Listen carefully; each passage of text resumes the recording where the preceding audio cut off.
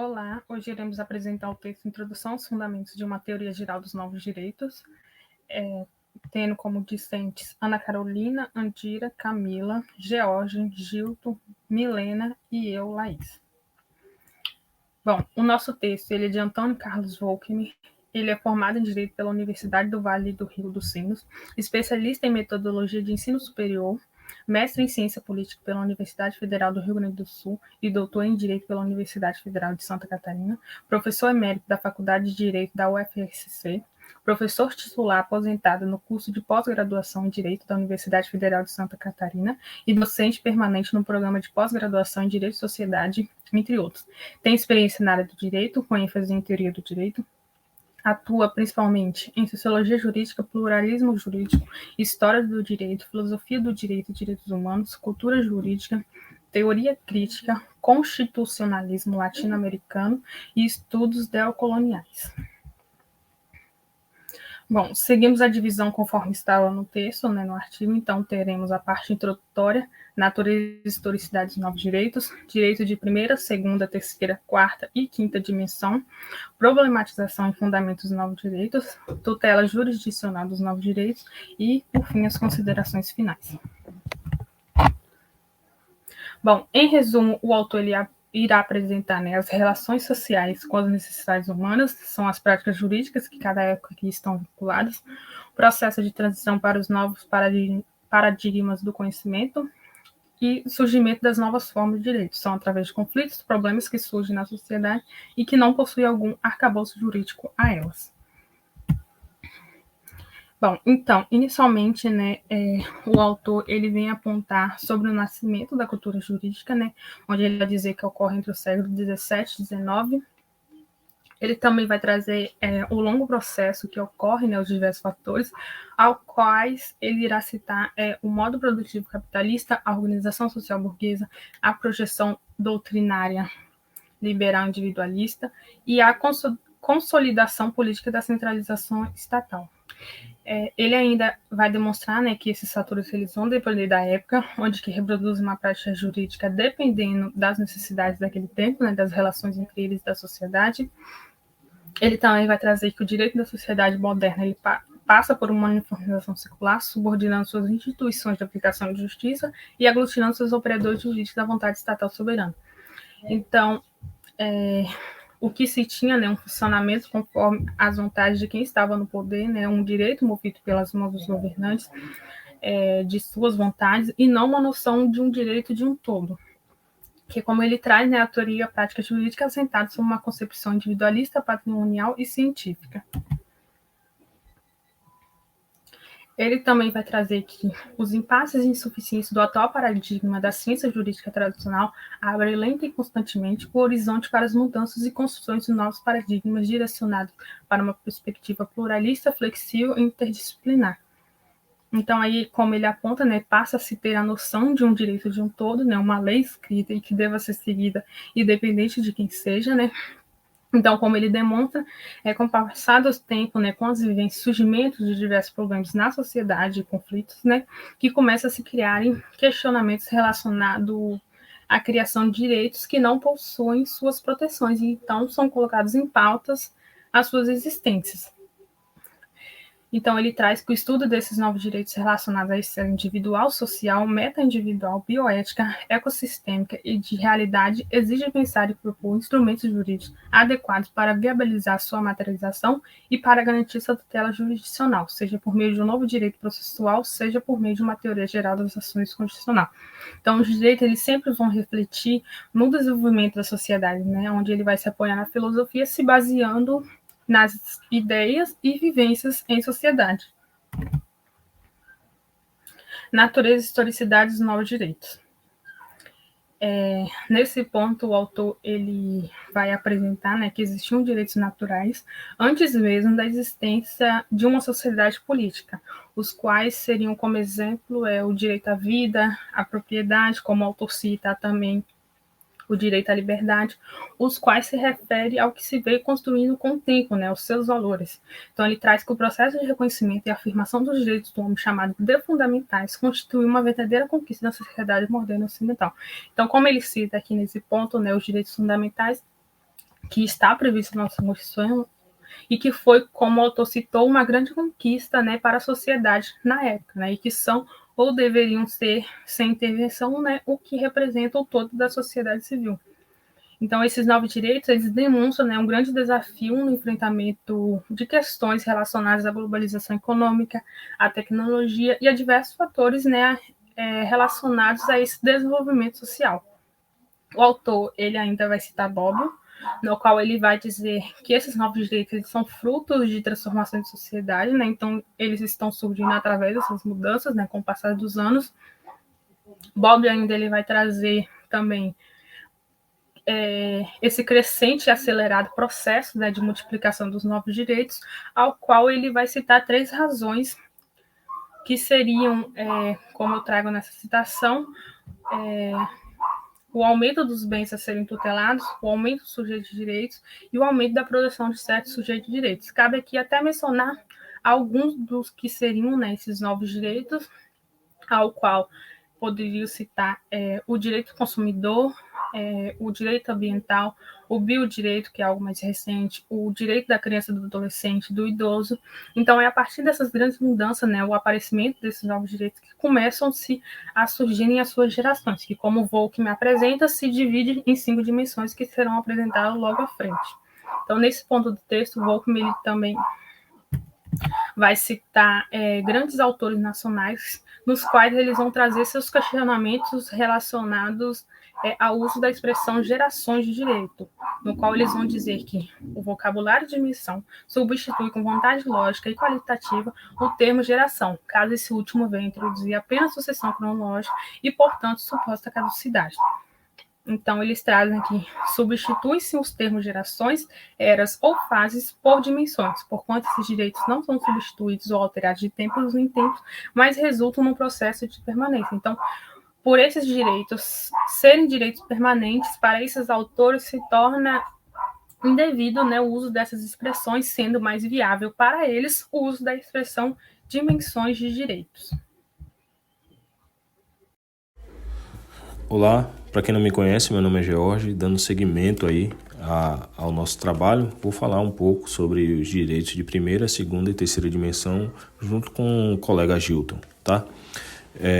Inicio a fala com o direito de primeira dimensão, que são os direitos pioneiros aí, né? Tratados aí como direitos políticos e civis. A gente já viu isso em Marshall, né? Mas cabe salientar aqui, né, a individualidade desses direitos, né, intrínseco aí à liberdade, à igualdade, propriedade, segurança e a resistência em diversas formas de opressão aí, tá? São, como eu falei, direitos individuais, naturais, né, inalienáveis e imprescritíveis. O Estado ele reconhece isso como um direito negativo, tá? Ele surge ali por volta de 1776, né, nas revoluções norte-americanas, 1789, na Revolução Francesa, né? Tem como base ali, como seu fundamento ali, certo? A Declaração, né, de 1776, né, dos direitos na Virgínia, nos Estados Unidos, e na França em 1789, tá? Dando seguimento aqui, dando sequência, eu parto para o direito de segunda dimensão, onde são garantidos aqui os direitos sociais, econômicos e culturais, direitos fundamentados pelo princípio da igualdade e pelo alcance positivo, né? Esses direitos aí de segunda dimensão reconhecidos, né, eles estão mais ligados para o surto de industrialização e os graves impasses socioeconômicos que varreram a sociedade ocidental, tá? Eles aí ocorrem aí com efeitos políticos da Revolução Mexicana, Revolução Russa, né? Tem impactos econômicos importantíssimos, como a intervenção do Estado, né? De fato, né? E surge aí, né, cria-se a Organização Internacional do Trabalho, o desenvolvimento sindical, ganhou uma força internacional, a socialização e a política do direito, do trabalho, né? Então são organismos aí que ganham força aí, tá? E tem como fonte aí, né, legal, a Constituição Mexicana de 1917 e a Constituição Alemã, né, de 1919. Cabe salientar também a Constituição Espanhola de 1931, assim como a Constituição Brasileira de 1934. Findando aqui minha fala.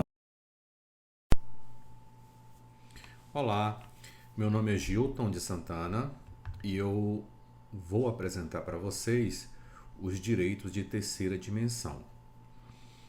Bem, as características principais dos direitos de terceira dimensão é que esses direitos, o exercício desses direitos, a garantia desses direitos, eles provocam conflitos, né? Conflitos sociais, conflitos ambientais.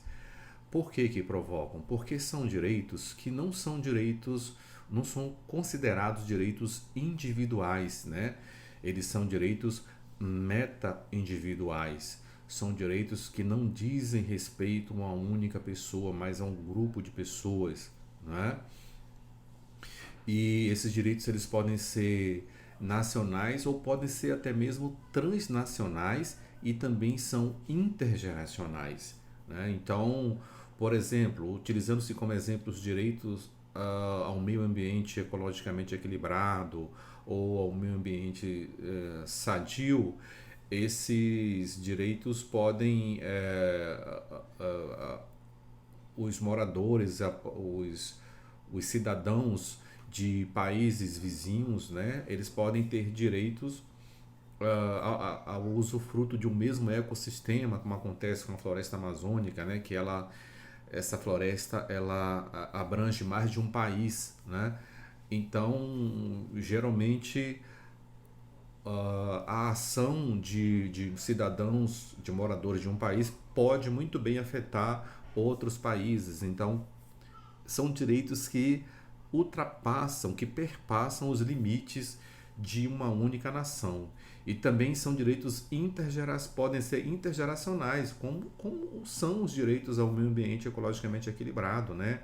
Uma geração, ela não pode pensar apenas nela ao fazer uso desses bens ambientais, né? É necessário também que as gerações presentes pensem nas gerações futuras, conforme está expresso no artigo 225 da Constituição da República Federativa do Brasil de 1988, né?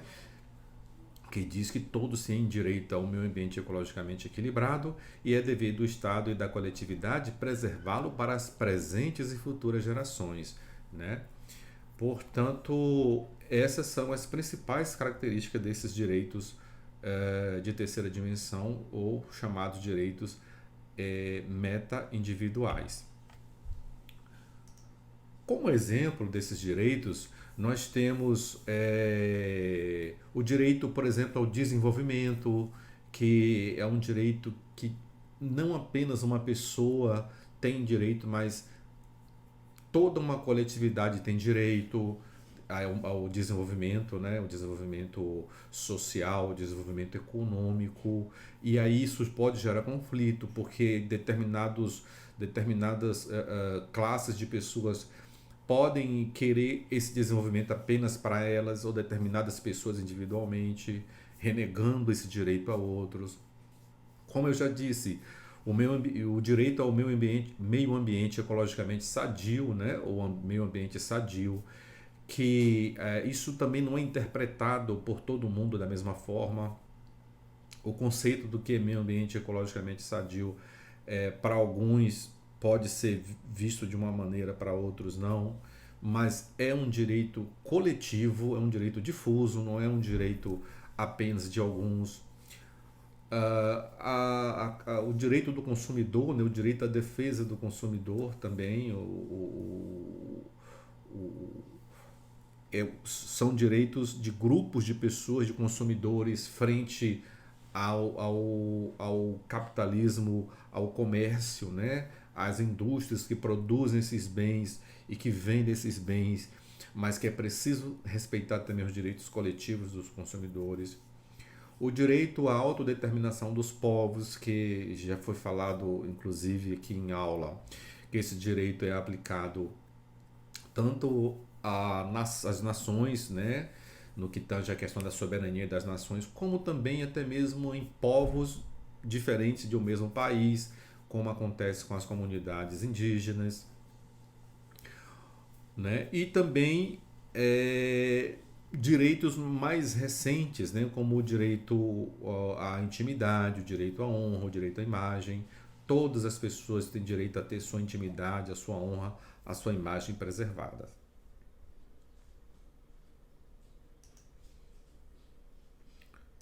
Portanto, esses são os chamados direitos de terceira dimensão. Meu nome é Milena Mendes e aqui eu vou falar sobre alguns direitos da quarta dimensão. Direitos esses ligados à biotecnologia, bioética e à engenharia genética, todos eles relacionados à vida humana. E aqui eu trago algumas questões polêmicas acerca desses temas, acerca desses direitos, que seria a reprodução humana assistida, o aborto, a eutanásia, o transplante de órgãos e a engenharia genética, que seria a clonagem. Todas as preocupações com esse tema surgem ali principalmente no final do século XX, com traumas que a sociedade presenciou. Então, a ciência jurídica, prioriza justamente definir regras, limites e uma forma de controle, que conduza a uma prática normativa objetivada para sempre manter o bem-estar e não para a ameaça ao ser humano. Então, o texto traz que para se ter aí uma base concreta, um dispositivo normativo capaz e eficaz de abarcar todas essas questões, seria necessário, então, uma legislação internacional que possa ser capaz de gerenciar com responsabilidade a vida humana em geral. E aqui eu trago essa citação. Resta observar que esses novos direitos advindos da biotecnologia e da engenharia genética necessitam prontamente de uma legislação regulamentadora e de uma teoria jurídica, quer no que tange à aceitação de novas fontes, quer no que se refere às novas interpretações e às novas práticas processuais capazes de captar as novidades e assegurar a proteção à vida humana.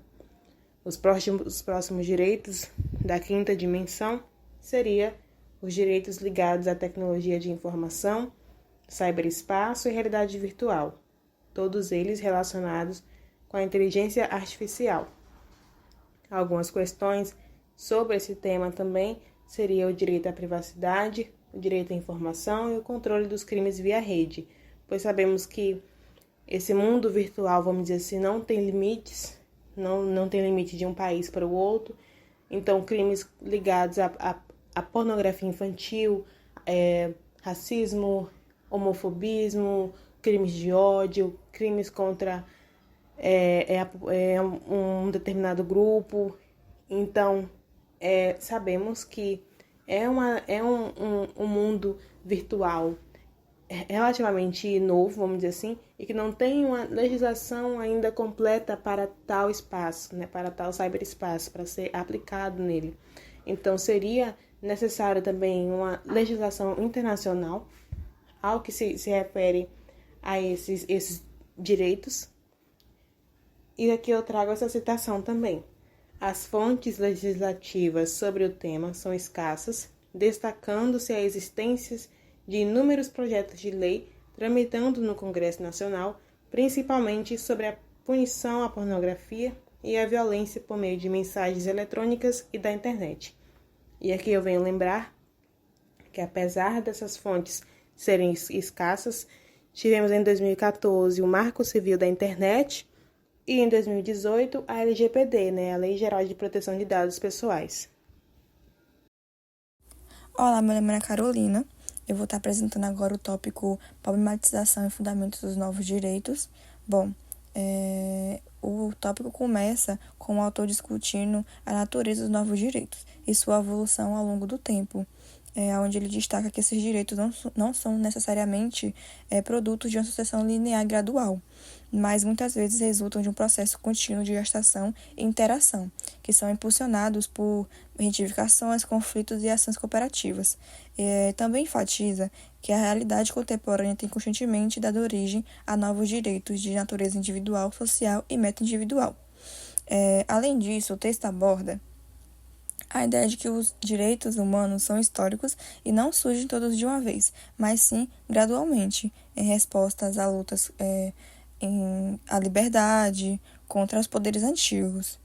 No entanto, argumenta que a mesma categorização histórica não pode ser aplicada aos novos direitos de terceira, quarta e quinta dimensão, pois eles não possuem o mesmo significado histórico que os direitos civis, políticos e sociais dos séculos passados. Sendo assim, a fundamentação dos novos direitos prioriza as necessidades de cada época, onde a gente tem que entender que existem variações nas necessidades essenciais de cada época, de cada sociedade, e que existe, né, relatividade e pluralidade dos agentes sociais atualmente, que antes não tinha, né, no século passado não tinha o surgimento de agentes sociais como tem hoje, como no globalizado. E as necessidades humanas, né, surgem aí como base, né, para os novos direitos.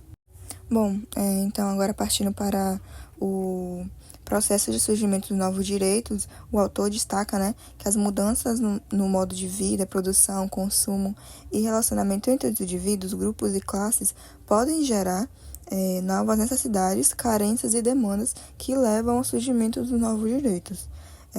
Esses direitos eles não se limitam necessariamente a vias tradicionais, como a legislação e aos tribunais, mas muitas vezes são conquistados por meio de luta específicas, né, e da afirmação das identidades coletivas. Portanto, o surgimento e a existência dos novos direitos são resultados das exigências contínuas da sociedade diante das mudanças nas condições de vida e das crescentes prioridades sociais. Elas representam, né, a afirmação das necessidades humanas, individuais, coletivas e meta-individuais. E sua amplitude não está rigidamente estabelecida dependendo da legitimidade conferida pelos novos sujeitos sociais e da conquista desses direitos ao longo do tempo. Então, né, o processo de surgimento de novos direitos depende muito das mudanças, né, no modo de vida, produção e consumo e relações de uma sociedade, onde as exigências da coletividade diante das novas condições de vida são o que resulta, né, a um surgimento de um novo direito, que ele é reconhecido pelo Estado ou pela ordem pública. Esses novos direitos, eles têm, né, eles emergem de lutas e conquistas, onde também, né, o texto enfatiza que a criação contínua de novos direitos é impulsionado, né, pela ação de novos atores sociais e não segue necessariamente uma trajetória linear. Argumenta-se, então, que os novos direitos eles não podem ser categorizados da mesma forma que os direitos do passado, e que a criação desses direitos é uma resposta, né, mediante as necessidades humanas em constante evolução. Oi, boa noite, eu sou a Andira, eu vou falar um pouquinho sobre a tutela jurisdicional dos novos direitos. Com a virada do milênio, vive-se um período de crises com demandas e necessidades emergenciais, conflitos plurais, degradação dos ecossistemas.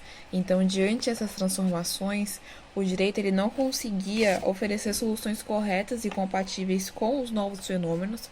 Então, assuntos como genética, biotecnologia, biodiversidade, realidade virtual não estavam preponderantemente ligados à norma. Então, mais do que nunca, viu-se a necessidade de incorporar novas concepções de direitos que se pautem, né, pela ampliação de direitos individuais para a categoria de direitos coletivos, lato sensu, própria, né, da sociedade de massas. Então, alguns autores como Roxana Borges, José Morato Leite, eles assinalam um certo avanço dos tribunais superiores ao reconhecer a legitimidade de se propor ação civil pública em defesa dos novos direitos, dos direitos difusos, né, principalmente aqueles novos direitos referentes ao meio ambiente e aos consumidores. Então, a defesa coletiva do meio ambiente, consumidor, criança e adolescente, aposentado e etc., não faziam parte real, né, do mundo jurídico. Então, e muito menos do direito processual. Então, decorreu a necessidade de uma remodelação de antigos dogmas da processualística tradicional. Então, principalmente as ações ligadas, né, à legitimação e poder do juiz. Então, começaram a surgir no ordenamento jurídico nacional novas figuras e novos instrumentos objetivando defender a coletividade e instaurando a tutela de interesses meta-individuais específicos, como são os casos da Lei da Ação Civil Pública, a proteção às pessoas portadoras de deficiência, o Estatuto da Criança e do Adolescente, o Código do Consumidor.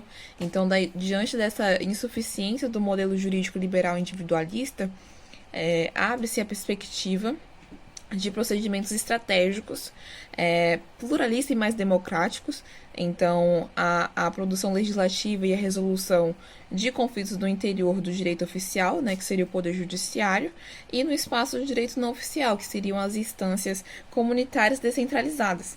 Então, foi reconhecido a relevância da existência de direitos, de uma múltipla gama de direitos emergenciais. Então, na busca de instrumentos, né, efetivos para a tutela de direitos adjetivados como novos, os doutrinadores ou operadores jurídicos, eles ficam sempre no senso comum de encontrar uma saída dentro do próprio direito processual convencional. Então, uma vez que a teoria geral do direito processual civil não consegue contemplar adequadamente a complexidade e a porosidade dos novos direitos, encontra-se ali a garantia de sua tutela nas chamadas ações constitucionais. Então, o que designaria, né, como direito constitucional processual. Então, importa assentar a rica complementação que pode revelar e oferecer as práticas extrajudiciais e a pluralidade autorreguladora no espaço do direito não oficial. Então, o pluralismo jurídico, ele permeia dentro das ações da processualística dos novos direitos, porque diante da existência de limitações nos procedimentos, impõe-se ali a criação de mecanismo alternativo, assentados em ações legislativas, rápidas e efetivas, simplificadas também, e em instâncias jurisdicionais socialmente mais eficazes, informais, descentralizadas.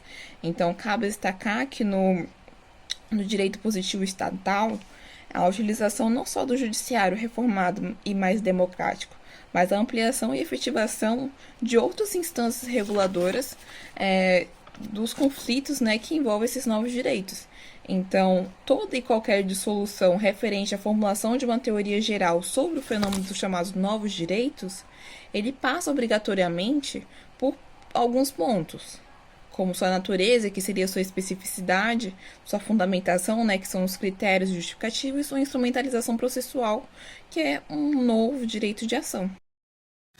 Pessoal, mais uma vez, eu, George, surjo aqui, né, para finalizar nosso trabalho, né, fazer aí um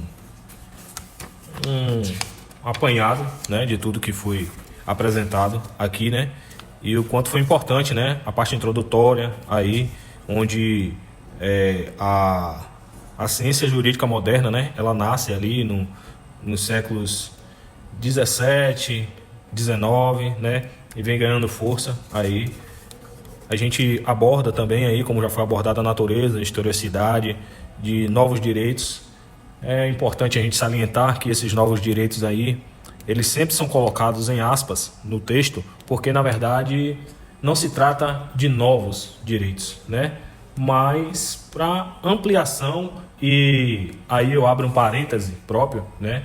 E na minha interpretação, né, nada mais é do que uma evolução hermenêutica, né? Uma evolução aí de como é interpretado as leis, porque os direitos que eles chamam de novos, né? Essas dimensões, essas novas dimensões, aí ela vem para acompanhar a evolução humana, né? As necessidades humanas, que elas vão mudando, e no texto fala logo ali na parte de historicidade e natureza, né? Bobbio, né? Ele cita Bobbio, o autor cita Bobbio. Ele fala, assim como o pensador italiano, falando de Bobbio, o desenvolvimento e a mudança social estão diretamente vinculados com o nascimento e ampliação, assim como a universalização de novos direitos. Então, é bem isso, é interpretação de direitos já existentes e colocados em prática aí, né? Mais na frente ele volta a dizer, citando um novo autor aqui, onde o Bonavides, ele fala que é um equívoco, né? O processo substitutivo de direitos, né? Não é substituição de direitos, em si, complementos, né? Então o direito ele tem que acompanhar essa evolução humana, né? Para dar respostas a situações antes não vistas, né? Ou vistas e invisibilizadas, né?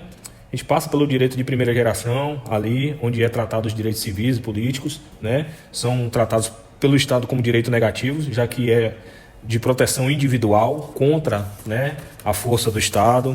A gente, né, passa ali pelos direitos de segunda dimensão, onde tem direitos sociais, econômicos, culturais, né, onde ganha força aí, né, o movimento sindical, né, direitos do trabalho, né, surge tudo isso aí. A gente parte para o direito de terceira dimensão, onde os direitos acabam sendo coletivos, difusos.